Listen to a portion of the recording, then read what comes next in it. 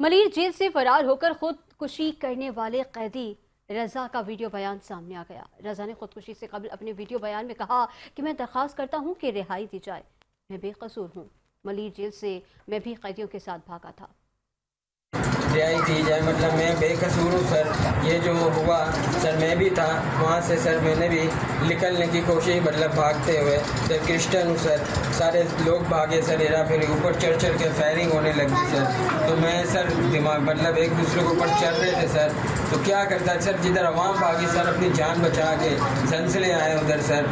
तो मैं लिहाजा आपसे अपील करता हूँ सर, मैं बेकसूर हूँ, मुझे बचाया गया, फायरिंग उतरी गई सर। जैसे मैं सर पहुंचा हूँ, वहाँ उतरा हूँ, सामने रोड आ गया सर, वहाँ रोड की तरफ निकली सर। रोड से मैंने भी सर जैसे तैसे करके पैदल सर किसी से मदद मांगी। वो अल्लाह के वली ने, मुसलमान था सर, उसने हेल्प की, मुझे छोड़ दिया। मुझे छीला हुआ था सर, सिविल में छोड़ा। सिविल में आके सर